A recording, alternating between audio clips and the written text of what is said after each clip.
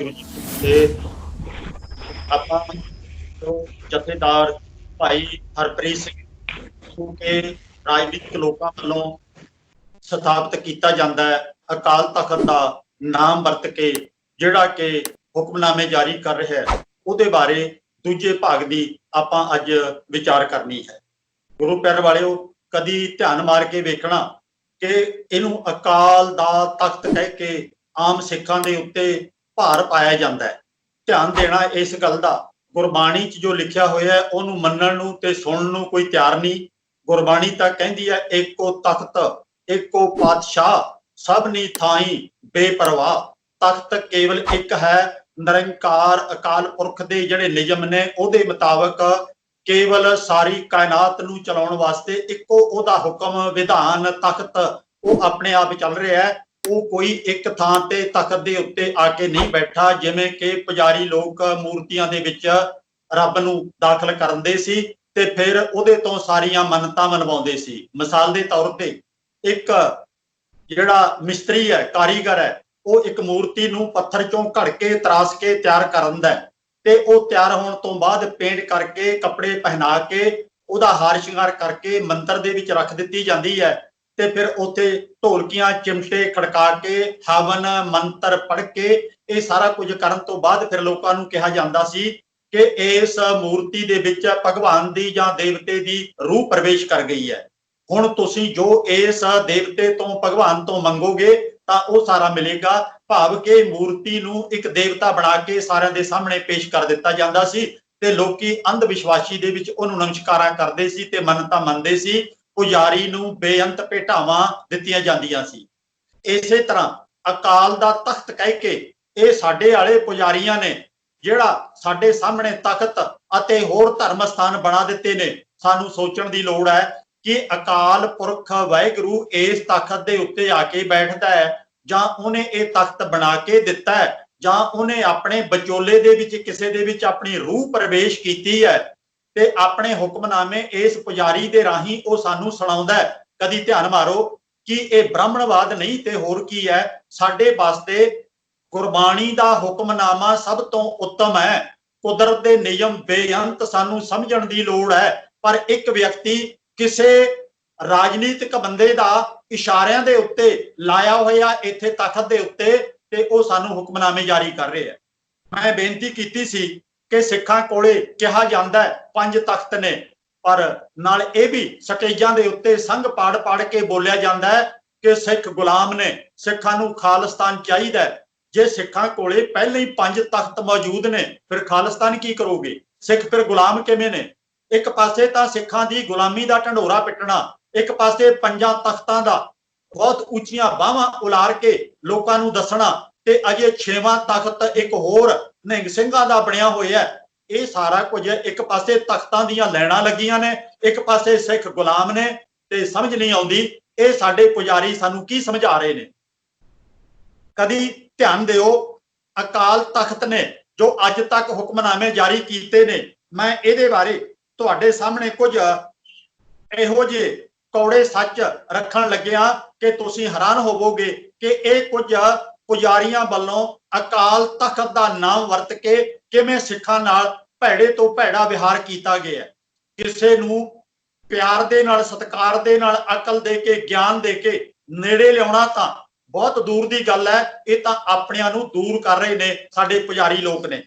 ਹੁਣ ਮੈਂ ਇੱਥੇ ਕੁਝ ਤੁਹਾਡੇ ਸਾਹਮਣੇ ਉਹ ਹਵਾਲੇ ਦੇਣ ਲੱਗਿਆ ਕਿ ਸਰਦਾਰ ਗੁਰਬਖਸ਼ ਸਿੰਘ ਪ੍ਰੀਤਲੜੀ ਵਾਲਾ ਆਪਣੇ ਜ਼ਮਾਨੇ ਦਾ ਉੱਚ ਕੋਟੀ ਦਾ ਵਿਦਵਾਨ ਸੀ ਤੇ ਉਹਨੇ ਉਹਨਾਂ ਜ਼ਮਾਨਿਆਂ ਦੇ ਵਿੱਚ ਇੰਜੀਨੀਅਰ ਦੀ ਨੌਕਰੀ ਉਹਨੇ ਕੀਤੀ। ਇੰਜੀਨੀਅਰ ਪਾਸ ਕਰਕੇ ਭਾਰਤ ਦੀ ਉਦੋਂ ਅੰਗਰੇਜ਼ਾਂ ਦੀ ਸਰਕਾਰ ਵਿੱਚ ਉਹ ਭਰਤੀ ਹੋ ਗਿਆ ਤੇ ਉਹਨੇ ਫੌਜ ਦੇ ਵਿੱਚ ਭਰਤੀ ਹੋ ਕੇ ਈਰਾਨ ਦੇ ਵਿੱਚ ਉਹਦੀ ਬਦਲੀ ਕਰ ਦਿੱਤੀ ਗਈ। ਜਦੋਂ ਉੱਥੇ ਹੋਰ ਵੀ ਸਿੱਖ ਕਹਿਣ ਲੱਗੇ ਕਿ ਗੁਰੂ ਨਾਨਕ ਸਾਹਿਬ ਦਾ ਗੁਰਪੁਰਬ ਆ ਗਿਆ, ਜੇ ਗੁਰੂ ਗ੍ਰੰਥ ਸਾਹਿਬ ਸਾਡੇ ਕੋਲੇ ਹੁੰਦਾ ਅੱਜ ਅਸੀਂ ਵੀ ਪਾਠ ਕਰਕੇ ਗੁਰਪੁਰਬ ਮਨਾ ਲੈਂਦੇ। ਗੁਰਬਖਸ਼ ਸਿੰਘ ਪ੍ਰੀਤਲੜੀ ਵਾਲੇ ਕਹਿਣ ਲੱਗੇ, ਭਰਾਵੋ ਬੁਰਾ ਨਾ ਮਨਾਇਓ, ਮੇਰੇ ਕੋਲੇ ਗੁਰੂ ਗ੍ਰੰਥ ਸਾਹਿਬ ਦੀ ਛੋਟੀ ਬੀੜ ਅਟੈਚੀ ਚ ਸਾਂਭ ਕੇ ਰੱਖੀ ਹੋਈ ਹੈ, ਜੇ ਤੁਸੀਂ ਚਾਹੋ ਤਾਂ ਪਾਠ ਕਰ ਸਕਦੇ ਹੋ। ਸਾਰਿਆਂ ਨੇ ਬਹੁਤ ਖੁਸ਼ੀ ਮਨਾਈ, ਪਾਠ ਕੀਤਾ, ਗੁਰਪੁਰਬ ਮਨਾਇਆ, ਇੱਕ ਦੂਜੇ ਨੂੰ ਵਧਾਈਆਂ ਦਿੱਤੀਆਂ ਤੇ ਉਹ ਗੁਰਬਖਸ਼ ਸਿੰਘ ਜਿਹੜਾ ਅੱਜ ਤੋਂ ਤਕਰੀਬਨ 90 ਸਾਲ 100 ਸਾਲ ਪਹਿਲਾਂ ਆਪਣੇ ਕੋਲੇ ਹਰ ਵਕਤ ਗੁਰੂ ਗ੍ਰੰਥ ਸਾਹਿਬ ਦੀ ਬੀੜ ਅਧਿਐਨ ਕਰਨ ਵਾਸਤੇ ਪੜ੍ਹਨ ਵਾਸਤੇ ਰੱਖਦਾ ਸੀ ਤੇ ਜੰਗ ਯੁੱਧ ਦੇ ਵਿੱਚ ਵੀ ਗੁਰੂ ਗ੍ਰੰਥ ਸਾਹਿਬ ਦੀ ਬੀੜ ਨਾਲ ਰੱਖਦਾ ਸੀ ਤੇ ਉਹਨੂੰ ਇੱਕ ਕਿਤਾਬ ਉਹ ਸੀ ਪਰਮ ਮਨੁੱਖ, ਗੁਰੂ ਗੋਬਿੰਦ ਸਿੰਘ ਬਾਰੇ ਉਹਨੇ ਕਿਤਾਬ ਲਿਖੀ ਸੀ। ਉਸ ਕਿਤਾਬ ਦਾ ਬਹਾਨਾ ਲੈ ਕੇ ਕਿ ਇਹਨੂੰ ਪਰਮ ਮਨੁੱਖ ਗੁਰੂ ਗੋਬਿੰਦ ਸਿੰਘ ਨੂੰ ਇਹਨੇ ਕਿਵੇਂ ਕਹਿ ਦਿੱਤਾ, ਉਹ ਤਾਂ ਮਹਾਪੁਰਖ ਸੀ, ਉਹ ਤਾਂ ਰੱਬ ਦਾ ਰੂਪ ਸੀ, ਮਨੁੱਖ ਤਾਂ ਹੋ ਹੀ ਨਹੀਂ ਸਕਦੇ। ਤੇ ਉਹਨੂੰ ਧਮਕੀਆਂ ਆਈਆਂ, ਅਖਬਾਰਾਂ 'ਚ ਬਿਆਨ ਛਪੇ ਪੁਜਾਰੀਆਂ ਦੇ। ਇਹ ਤਾਂ ਸ਼ੁਕਰ ਹੈ ਪ੍ਰਿੰਸੀਪਲ ਤੇਜਾ ਸਿੰਘ ਅਤੇ ਹੀਰਾ ਸਿੰਘ ਦਰਦ ਉਹਦੇ ਹੱਕ 'ਚ ਖੜੇ ਹੋ ਗਏ। ਉਹਨਾਂ ਨੇ ਅਖਬਾਰਾਂ 'ਚ ਆਪਣੇ ਲੰਮੇ ਲੇਖ ਲਿਖੇ, ਤਾਂ ਕਰਕੇ ਸਰਦਾਰ ਗੁਰਬਖਸ਼ ਸਿੰਘ ਦੀ ਪੰਥ ਚੋਂ ਛੇਕੇ ਦਾਣ ਤੋਂ ਬਚਤ ਰਹੇਗੀ, ਨਹੀਂ ਤਾਂ ਉਹਨੂੰ ਪੰਥ ਚੋਂ ਛੇਕ ਦੇਣਾ ਸੀ। ਤੇ ਨਾਲ ਹੀ ਗੁਰਬਖਸ਼ ਸਿੰਘ ਨੇ ਅਪਮਾਨਿਤ ਹੋ ਕੇ ਤੇ ਉਹਨੇ ਸਮਝ ਲਿਆ ਕਿ ਮੇਰਾ ਇੱਥੇ ਸਨਮਾਨ ਨਹੀਂ ਹੋਣਾ। ਉਹਨੇ ਸਦਾ ਵਾਸਤੇ ਸਿੱਖੀ ਤੋਂ ਤੋਬਾ ਕਰ ਲਈ ਕਿ ਮੈਂ ਸਿੱਖ ਨਹੀਂ ਹਾਂ ਤੇ ਮੈਂ ਅੱਗੇ ਤੋਂ ਸਿੱਖਾਂ ਬਾਰੇ ਇੱਕ ਅੱਖਰ ਵੀ ਨਹੀਂ ਲਿਖਾਂਗਾ। ਐਡਾ ਉੱਚ ਕੋਟੀ ਦਾ ਵਿਦਵਾਨ ਉਹਨੂੰ ਪੰਥ ਦੇ ਵਿੱਚੋਂ ਪਾਸੇ ਕਰ ਦਿੱਤਾ, ਲਾਂਭੇ ਕਰ ਦਿੱਤਾ, ਜਿਹਨੇ ਹਜ਼ਾਰਾਂ ਬੰਦਿਆਂ ਨੂੰ ਆਪਣਾ ਗਿਆਨ ਵੰਡਿਆ ਅਤੇ ਨਵੇਂ ਲਿਖਾਰੀ ਤੱਕ ਉਹਨੇ ਪੈਦਾ ਕੀਤੇ। ਉਹਨੂੰ ਵੀ ਇਹਨਾਂ ਨੇ ਛੇਕਣ ਦਾ ਇਰਾਦਾ ਕਰ ਲਿਆ ਸੀ, ਪਰ ਅਖੀਰ 'ਚ ਉਹ ਆਪ ਹੀ ਪੰਥ ਨੂੰ ਛੱਡ ਕੇ ਚਲਾ ਗਿਆ ਜਦੋਂ ਬਾਰ-ਬਾਰ ਇੱਥੇ ਅਪਮਾਨ ਕੀਤਾ ਗਿਆ। ਇਸੇ ਤਰ੍ਹਾਂ ਇੱਕ ਬੇਅੰਤ ਕ੍ਰਾਂਤੀਕਾਰੀ ਕਵੀ ਦਰਸ਼ਨ ਸਿੰਘ ਅਵਾਰਾ ਤੇ ਉਹਦੀਆਂ ਕਵਿਤਾਵਾਂ ਇੰਨੀਆਂ ਜ਼ਬਰਦਸਤ ਸੀ, ਸੁਧਾਰਵਾਦੀ ਸੀ, ਪੁਜਾਰੀਆਂ ਦੇ ਵਿਰੁੱਧ ਜਾਂਦੀਆਂ ਸੀ। 1940 ਦੇ ਨੇੜੇ ਤੇੜੇ ਇਹਨਾਂ ਨੇ ਕਵਿਤਾਵਾਂ ਲਿਖਣੀਆਂ ਸ਼ੁਰੂ ਕੀਤੀਆਂ ਨੇ ਦਰਸ਼ਨ ਸਿੰਘ ਅਵਾਰਾ ਨੇ, ਤੇ ਉਹਨੇ ਤਰਥੱਲੀ ਮਚਾ ਕੇ ਰੱਖਤੀ ਸਾਰਿਆਂ ਦੇ ਵਿੱਚ। ਤੇ ਜਦੋਂ ਉਹਦੀਆਂ ਕਵਿਤਾਵਾਂ ਆਈਆਂ ਲੋਕਾਂ ਦੇ ਸਾਹਮਣੇ, ਉਹ ਪੁਜਾਰੀ ਤੜਪ ਉੱਠੇ ਤੇ ਪੁਜਾਰੀਆਂ ਨੇ ਉਹਦੇ ਵਿਰੁੱਧ ਹੁਕਮਨਾਮੇ ਜਾਰੀ ਕਰ ਦਿੱਤੇ ਕਿ ਇਸ ਬੰਦੇ ਨੂੰ ਕਿਸੇ ਗੁਰਦੁਆਰੇ ਦੀ ਸਟੇਜ ਦੇ ਉੱਤੇ ਨਾ ਬੋਲਣ ਦਿੱਤਾ ਜਾਵੇ।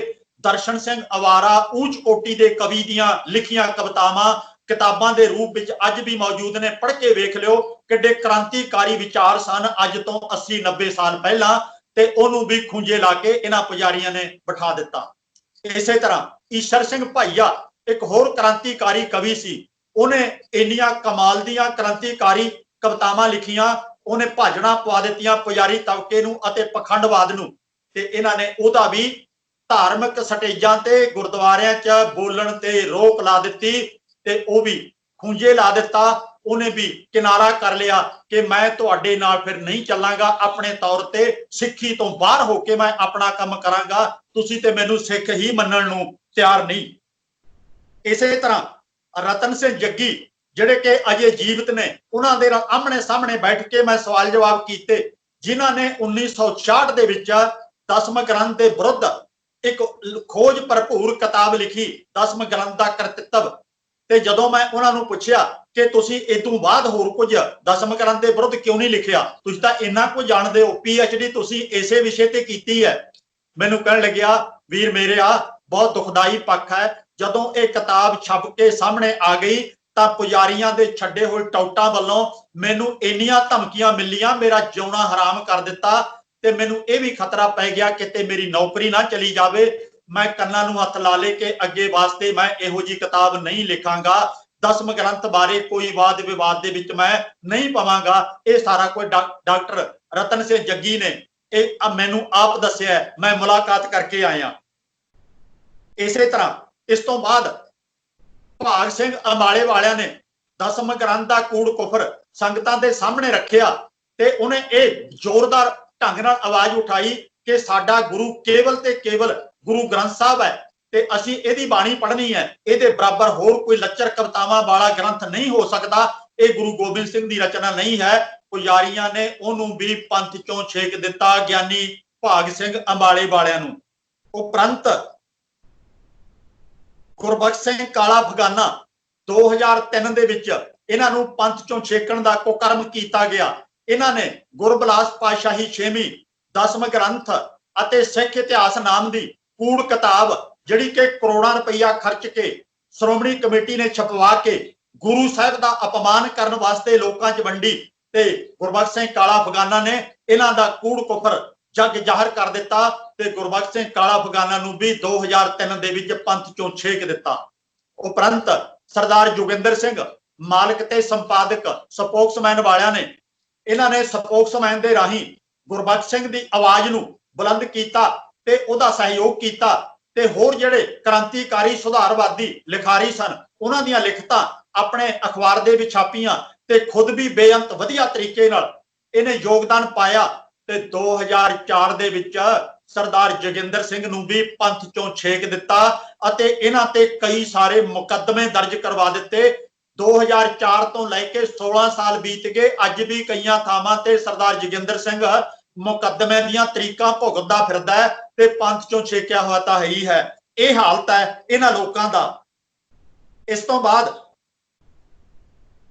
ਪ੍ਰੋਫੈਸਰ ਦਰਸ਼ਨ ਸਿੰਘ ਰਾਗੀ ਉਹਨਾਂ ਨੂੰ 2009 ਦੇ ਵਿੱਚ ਛੇਕ ਦਿੱਤਾ ਤੇ ਦਾਸ ਇੰਦਰ ਸਿੰਘ ਘੱਗਾ ਨੂੰ 2006 ਦੇ ਵਿੱਚ ਲਿਖਤਾਂ ਦੇ ਕਾਰਨ ਅਤੇ ਸੁਧਾਰਵਾਦੀ ਲੈਕਚਰਾਂ ਦੇ ਕਾਰਨ ਮੇਰੇ ਬੋਲਣ ਤੇ ਪਾਬੰਦੀਆਂ ਲਾ ਦਿੱਤੀਆਂ ਗਈਆਂ ਕਿ ਕੋਈ ਇਹਨਾਂ ਨੂੰ ਗੁਰਦੁਆਰੇ 'ਚ ਨਾ ਬੋਲਣ ਦੇਵੇ ਅਤੇ ਇਹਨਾਂ ਦੀਆਂ ਕਿਤਾਬਾਂ ਕੋਈ ਨਾ ਪੜ੍ਹੇ। ਇਹ 14 ਸਾਲ ਹੋ ਗਏ ਨੇ ਮੇਰੇ ਵਿਰੁੱਧ ਇਹ ਕਾਲੀ ਕਰਤੂਤ ਇਹਨਾਂ ਜਥੇਦਾਰਾਂ ਨੇ ਕੀਤੀ, ਹੁਕਮਨਾਮਾ ਜਾਰੀ ਕਰ ਦਿੱਤਾ।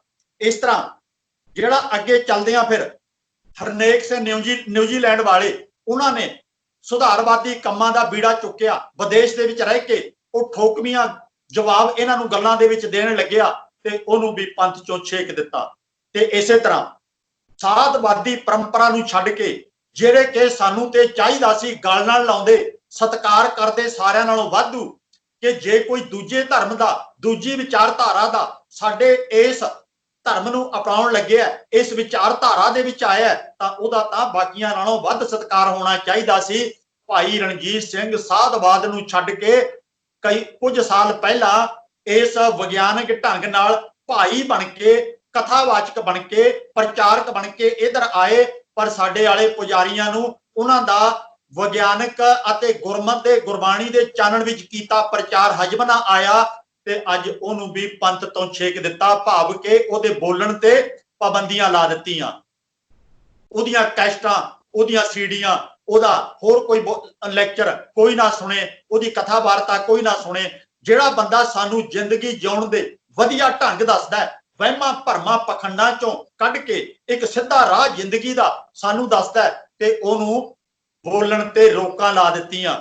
ਗੁਰੂ ਪਿਆਰ ਵਾਲਿਓ, ਕਦੀ ਧਿਆਨ ਮਾਰੋ, ਅਸੀਂ ਤਾਂ ਇੱਥੇ ਇੰਨਾ ਕੁਝ ਵੇਖ ਲਿਆ, ਇੰਨਾ ਕੁਝ ਸੁਣ ਲਿਆ ਤੇ ਉਦੋਂ ਕਦੀ ਹੁਕਮਨਾਮੇ ਜਾਰੀ ਨਹੀਂ ਹੁੰਦੇ। ਇੱਥੇ ਸ਼੍ਰੋਮਣੀ ਗੁਰਦੁਆਰਾ ਪ੍ਰਬੰਧਕ ਕਮੇਟੀ ਨੇ ਇਮਾਰਤਾਂ ਬਣਾਉਣ ਦੇ ਵਿੱਚ ਕਰੋੜਾਂ ਰੁਪਈਆਂ ਦੇ ਘਪਲੇ ਕਰ ਲਏ, ਜਥੇਦਾਰ ਦਾ ਕੋਈ ਹੁਕਮਨਾਮਾ ਨਹੀਂ ਚੱਲਿਆ।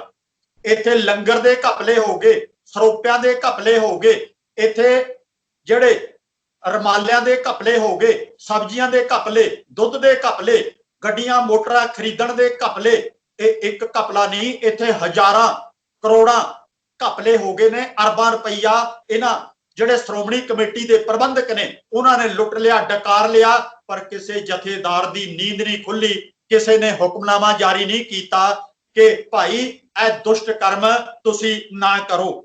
ਤੇ ਇੱਥੇ ਤਾਂ ਇਹ ਕਹਿ ਦਈਏ ਕਿ ਜਿਹੜੇ ਇਹਨਾਂ ਨੇ ਸੱਚੇ ਸੌਦੇ ਵਾਲੇ ਉਹਨਾਂ ਦੇ ਸੇਵਕਾਂ ਨੇ ਕੁਝ ਗੁਰੂ ਗ੍ਰੰਥ ਸਾਹਿਬ ਦੇ ਪੱਤਰੇ ਪਾੜ ਕੇ ਅਪਮਾਨ ਕੀਤਾ ਸੀ ਤੇ ਉਹਨਾਂ ਦੇ ਵਿਰੁੱਧ ਤਾਂ ਸਿੱਖਾਂ ਦੇ ਵਿੱਚ ਰੋਹ ਉੱਠਿਆ ਤੇ ਉਹਨਾਂ ਨੇ ਮੋਰਚੇ ਲਾਏ। ਉਦੋਂ ਦੀ ਅਕਾਲੀ ਸਰਕਾਰ ਨੇ ਉਹਨਾਂ ਦੇ ਉੱਤੇ ਗੋਲੀਆਂ ਚਲਾਈਆਂ, ਉਹਨਾਂ ਤੇ ਗੰਦੇ ਪਾਣੀ ਦੀਆਂ ਵਿਛਾੜਾਂ ਕੀਤੀਆਂ ਤੇ ਉਹ ਤਾਂ ਗੁਰੂ ਗ੍ਰੰਥ ਸਾਹਿਬ ਦਾ ਸਤਿਕਾਰ ਚਾਹੁੰਦੇ ਸਨ ਤੇ ਜਿਹੜੇ ਸਤਿਕਾਰ ਚਾਹੁੰਦੇ ਨੇ ਉਹਨਾਂ ਤੇ ਅਕਾਲੀ ਸਰਕਾਰ ਗੋਲੀਆਂ ਚਲਾਉਂਦੀ ਹੈ ਤੇ ਜਥੇਦਾਰ ਮੂੰਹ 'ਚ ਘੁੰਗਣੀਆਂ ਪਾਈ ਬੈਠੇ ਨੇ। ਅਕਾਲੀ ਸਰਕਾਰ ਦੇ ਵਿਰੁੱਧ ਕੋਈ ਹੁਕਮਨਾਮਾ ਜਾਰੀ ਨਹੀਂ ਕਰ ਸਕੇ। ਤੇ ਅੱਜ ਇਹ ਦੇਖ ਲਓ, ਉੱਥੇ ਤਾਂ ਰੌਲਾ ਪਿਆ ਕਿ ਗੁਰੂ ਗ੍ਰੰਥ ਸਾਹਿਬ ਦਾ ਅਪਮਾਨ ਹੋ ਗਿਆ, ਕੁਝ ਪੱਤਰੇ ਪਾਟ ਗਏ, ਸੱਚੇ ਸੌਦੇ ਵਾਲਿਆਂ ਨੇ ਅਪਮਾਨ ਕਰ ਦਿੱਤਾ, ਉਹਨਾਂ ਤੇ ਮੁਕੱਦਮੇ ਵੀ ਚੱਲ ਰਹੇ ਨੇ। ਪਰ ਅੱਜ 328 ਬੀੜਾਂ ਦਾ ਅਪਮਾਨ ਹੋ ਗਿਆ। ਸ਼੍ਰੋਮਣੀ ਕਮੇਟੀ ਦੇ ਵੱਡੇ ਅਹੁਦੇਦਾਰਾਂ ਨੇ ਉਹ ਬੀੜਾਂ ਕਿੱਧਰ ਗਾਇਬ ਕਰ ਦਿੱਤੀਆਂ ਤੇ ਉਹਨਾਂ ਦਾ ਕੋਈ ਪਤਾ ਨਹੀਂ ਅਪਮਾਨ ਹੋਇਆ ਕੀ ਹੋਇਆ ਤੇ ਕਿਸੇ ਜਥੇਦਾਰ ਦੀ ਜ਼ਬਾਨ ਨਹੀਂ ਖੁੱਲੀ। ਇਸੇ ਤਰ੍ਹਾਂ 90 ਲੱਖ ਰੁਪਈਆ ਸੌਦਾ ਸਾਧ ਨੂੰ ਠੀਕ ਸਿੱਧ ਕਰਨ ਵਾਸਤੇ ਜਿਹੜਾ ਉਹਦਾ ਹੁਕਮਨਾਮਾ ਮਾਫ ਕੀਤਾ ਸੀ, 90 ਲੱਖ ਰੁਪਈਆ ਸ਼੍ਰੋਮਣੀ ਕਮੇਟੀ ਦਾ ਇਸ਼ਤਿਹਾਰਾਂ ਤੇ ਉਜਾੜ ਦਿੱਤਾ, ਕਿਸੇ ਜਥੇਦਾਰ ਦੀ ਜ਼ਬਾਨ ਨਹੀਂ ਖੁੱਲੀ। ਤੇ ਗੁਰੂ ਪਿਆਰ ਵਾਲਿਓ, ਇਸੇ ਤਰ੍ਹਾਂ ਇੱਥੇ ਚਲਦੇ ਚਲਦੇ ਇਹ ਵੀ ਦੱਸ ਦੇਵਾਂ ਕਿ ਵਿਦੇਸ਼ਾਂ ਦੀਆਂ ਯਾਤਰਾ ਵੀ ਸ਼੍ਰੋਮਣੀ ਕਮੇਟੀ ਦੇ ਪੈਸੇ ਨਾਲ ਕੀਤੀਆਂ ਜਾਂਦੀਆਂ ਨੇ। ਹੋਰ ਵੀ ਕਰਦੇ ਨੇ ਤੇ ਜਥੇਦਾਰ खुद भी करते ने। सारे हुक्मनामे धरे धराए रह जाते ने ते मैं इत्थे तक कहण ते मजबूर हाँ। मैं विच रह के देखिया आ अपने धीआं पुत्रां नूं सके संबंधियां नूं ये अपनी अहुदे दा प्रभाव वरत के वड्डियां नौकरियां ते लगवाउंदे ने जथेदार ते इन्हां ने किसे दे विरुद्ध की हुक्मनामा जारी करना है। ये तां उन्हां दे तरले करके अपने सके संबंधियां नूं श्रोमणी कमेटी च नौकरियां ते लगवाउंदे ने।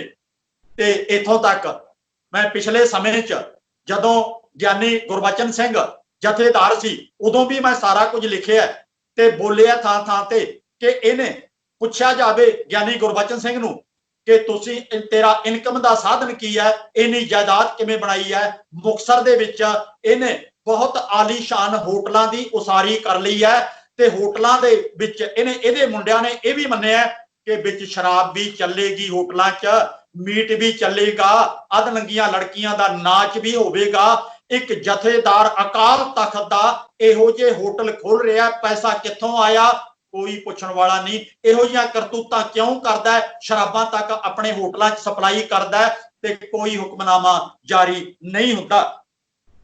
इसे तरह गुरु प्यार वालिओ डेरेदारां ने अपनियां मनमानियां कीतियां ते ओ सारियां बर्दाश्त कर लियां ते भैड़ियां किताबां च कूड़ कबाड़ लिखिया पिया। गुरु साहिब दा थां थां ते किताबां च अपमान किया गया ते उदों कोई हुक्मनामा जारी नहीं हुंदा। इत्थे अकाल तख्त की मर्यादा नूं कोई मन्नण नूं तैयार नहीं है। इत्थे गुरुद्वारियां च बकरे वड्डे जा रहे ने, कोई हुक्मनामा जारी नहीं हुंदा। ते मोदी दे विरुद्ध जथेदार जी कहंदे ने असीं उहदे नाल गलबात करांगे ते जिहड़ा इकबाल सिंह है उहदा मामला विचार अधीन है ते इस तरह ही जिहड़ा डेरेदारां साधां दीयां परंपरावां ने उहदा भी मामला विचार अधीन है ते किसी दे विरुद्ध कोई हुक्मनामा जारी नहीं हुंदा। पंजाब दे सारे मसले भुल गए श्रोमणी अकाली दल नूं ते कदी कोई हुक्मनामा जारी नहीं हुंदा। गुरु प्यार वालिओ कदी सोच लो कि असीं कित्थे पहुंच गए हां।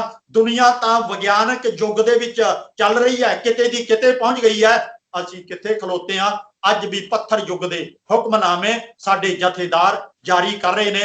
भाई रणजीत सिंह ने जो बीड़ा चुक्या है सारियां नूं जगाउण दा ओह इन्हां तों बर्दाश्त नहीं हुंदा। इन्हां दी शख्सी पूजा जिहड़ी है ओह खत्म हुंदी है। इन्हां दीयां गोगड़ां इन्हां दीयां जिहड़ियां तजोरियां ने ओह फिर भरनों बंद हुंदियां ने। इस करके भाई रणजीत सिंह ਅਤੇ ਹਰਨੇਕ ਸਿੰਘ ਅਤੇ ਹੋਰ ਜਿਹੜੇ ਸੁਧਾਰਵਾਦੀ ਸਿੱਖ ਨੇ ਉਹਨਾਂ ਦੇ ਵਿਰੁੱਧ ਇਹ ਪੁਜਾਰੀ ਤਬਕਾ ਸਦਾ ਹੀ ਚੱਲਦਾ ਆਇਆ। ਆਪਾਂ ਸੁਚੇਤ ਹੋ ਕੇ ਗਿਆਨਵਾਨ ਹੋ ਕੇ ਹਿੰਮਤ ਹੌਸਲਾ ਰੱਖ ਕੇ ਇਹਨਾਂ ਦੇ ਨਾਲ ਟੱਕਰ ਲੈਣੀ ਹੈ ਤੇ ਪੂਰੀ ਤਰ੍ਹਾਂ ਕਾਨੂੰਨੀ ਦਾਇਰੇ ਦੇ ਵਿੱਚ ਰਹਿ ਕੇ ਆਪਣੀ ਆਵਾਜ਼ ਬੁਲੰਦ ਕਰਨੀ ਹੈ। ਅੱਜ ਇੰਟਰਨੈਟ ਦਾ ਯੁੱਗ ਹੈ, ਇਹਨਾਂ ਦੀ ਆਵਾਜ਼ ਉਨੇ ਲੋਕਾਂ ਤੱਕ ਨਹੀਂ ਜਾਵੇਗੀ ਜਿੰਨੀ ਆਵਾਜ਼ ਸਾਡੀ ਲੋਕਾਂ ਤੱਕ ਜਾ ਰਹੀ ਹੈ। ਬਹੁਤ ਭੈਣ ਭਰਾ ਸਾਥ ਦੇ ਰਹੇ ਨੇ, ਉਹਨਾਂ ਸਾਰਿਆਂ ਦਾ ਧੰਨਵਾਦ ਹੈ। ते आपां इन्हां जथेदारां दी परवाह नहीं करनी क्योंकि गुरु ने जां रब ने जां गुरबाणी ने इन्हां नूं कोई महानता नहीं दित्ती। ध्यान रखिया जावे। इतने एक वचन प्रवान करने, होइयां भुल्लां लई क्षमा करना। वाहिगुरू जी का खालसा, वाहिगुरू जी की फतेह।